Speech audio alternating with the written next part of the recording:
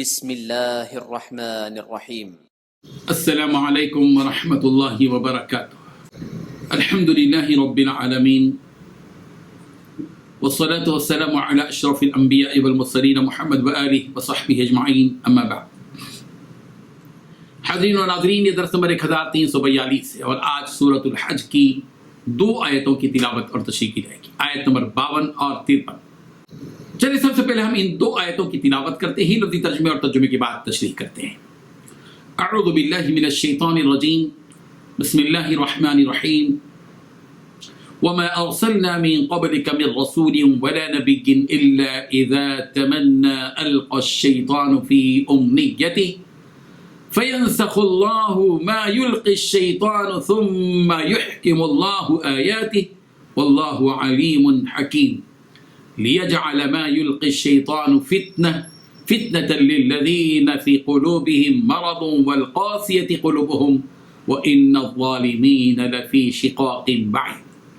لفظی ترجمہ یوں ہے، وما اور نہیں، ارسلنا بھیجا ہم نے، من قبلی کا آپ سے پہلے، من رسولین کوئی رسول، ولا نبی نہ کوئی نبی، الا اذا تمنا مگر جب وہ تلاوت کرتا، القى الشیطان تو شیطان ڈال دیتا، فی امنیتہ اس کی تلاوت میں کچھ اپنی طرف سے، فینسخ اللہ پھر اللہ مٹا دیتا، ما یلقی الشیطان اس وسوسے کو جو شیطان ڈالتا، ثم یحکم اللہ پھر اللہ محکم کر دیتا آیاتہ اپنی آیتیں، واللہ اور اللہ علیم خوب جاننے والا، حکیم بڑا حکمت والا ہے۔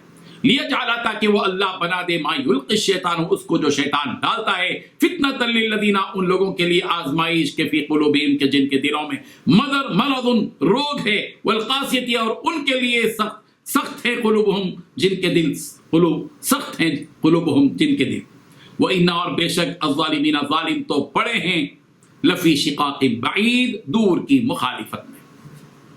ترجمہ یوں ہے، اور اے پیغمبر آپ سے پہلے ہم نے جب بھی کوئی رسول یا نبی بھیجا تو اس کے ساتھ یہ واقعہ ضرور ہوا ہے کہ جب اس نے اللہ کا کلام پڑھا تو شیطان نے اس کے پڑھنے کے ساتھ ہی کفار کے دلوں میں کوئی رکاوٹ ڈال دی، پھر جو رکاوٹ شیطان ڈالتا ہے اللہ اسے دور کر دیتا ہے، پھر اپنی آیتوں کو زیادہ مضبوط کر دیتا ہے، اور اللہ بڑے علم کا اور بڑی حکمت کا مالک ہے۔ یہ شیطان نے رکاوٹ اس لیے ڈالی تاکہ جو رکاوٹ شیطان نے ڈالی تھی اللہ اسے ان لوگوں کے لیے فتنہ بنا دے جن کے دلوں میں روگ ہے اور جن کے دل سخت ہے، اور یقین جانو کہ یہ ظالم لوگ مخالفت میں بہت دور چلے گئے ہیں۔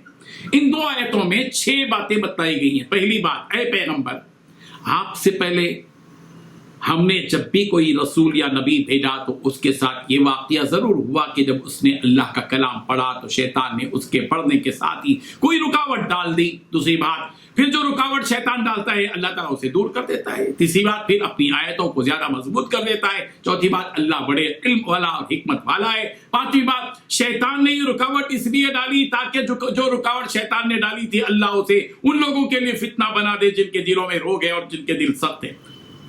چھٹویں بات، یقین جان لو کہ یہ ظالم لوگ مخالفت میں بہت دور چلے گئے ہیں۔ بزرگان محترم، شیطان انسان کا ازلی دشمن ہے۔ اس نے حضرت آدم علیہ السلام کی پیدائش ہی سے یہ پختہ عزم اور ارادہ کر لیا تھا کہ وہ انسان کو گمراہ کر کے رہے گا، لیکن یہ حقیقت ہے کہ اس کا زور اللہ کے نیک بندوں پر نہیں چلتا۔ سورۃ النساء کی آیت نمبر 119 میں شیطان کے وہ جملے نقل کیے گئے ہیں، وَلَأُضِلَّنَّهُمْ وَلَأُمَنِّيَنَّهُمْ وَلَآمُرَنَّهُمْ فَلَيُبَتِّكُنَّ آذَانَ الْأَنْعَامِ وَلَآمُرَنَّهُمْ فَلَيُغَيِّرَنَّ خَلْقَ اللَّهِ، اور انہیں راہ سے بھٹکاتا رہوں گا، شیطان نے کہا، اور باطل امیدیں دلاتا رہوں گا میں، اور انہیں سکھا دوں گا جانوروں کے کان چیر دیں، اور انہیں کہوں گا کہ اللہ تعالیٰ کی بنائی ہوئی صورت کو بگاڑ دیں۔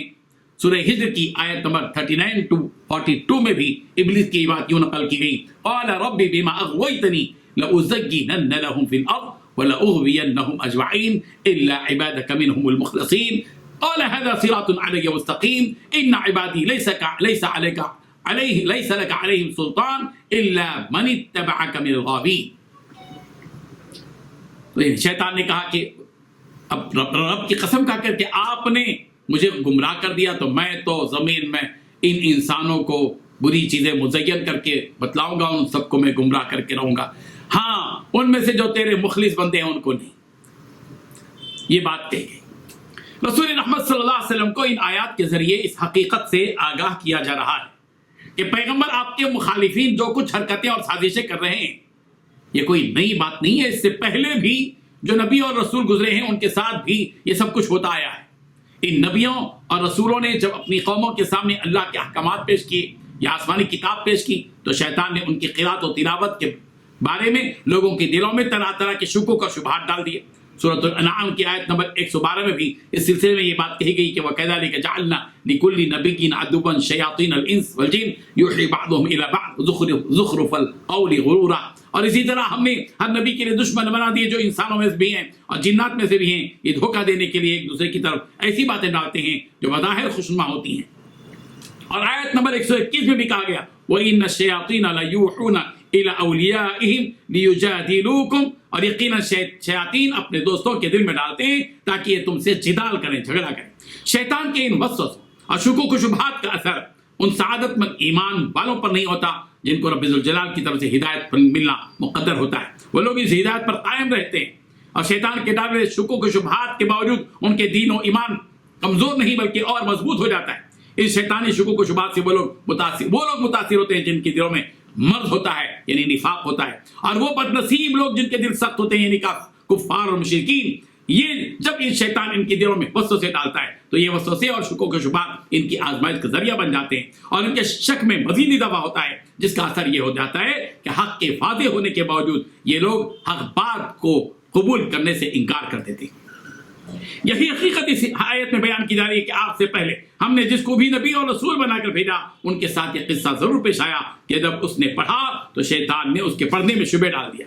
پھر اللہ تبارک و تعالیٰ کا معاملہ یہ ہوتا ہے کہ اللہ تعالیٰ شیطان کے ڈالے ہوئے شبہات کو ختم کر دیتا ہے، پھر اپنی آیتوں کو مضبوط اور محکم کر دیتا ہے. یہ تو ایمان والوں کا معاملہ ہے. اور جن کے دلوں میں نفاق کی بیماری ہوتی ہے جیسے منافقین اور جن کے دل سخت ہوتے ہیں یعنی کفار و مشرکین، تو اللہ تبارک و تعالیٰ شیطان کے ڈالے ہوئے شبہات کو ان لوگوں کے لیے آزمائش بنا دیتا ہے. اور یہ حقیقت ہے کہ ظلم کرنے والے دور کی مخالفت میں پڑے ہوئے رہتے ہیں. اللہ تبارک و تعالیٰ ہم سب کو شیطان کے ورگلانے سے بچائے، شیطان کے ڈالے ہوئے وسوسوں سے بچائے، شیطان کے ڈالے ہوئے شکوک و شبہات سے اللہ تعالیٰ ہمارے دلوں کی پوری حفاظت فرمائے اور اللہ تعالیٰ ہم سب کے ایمان کو مضبوط رکھے. ہمیں اپنے ایمان کی مضبوطی کی فکر کرنے کی توفیق عطا فرمائے. وآخر دعوانا ان الحمد للہ.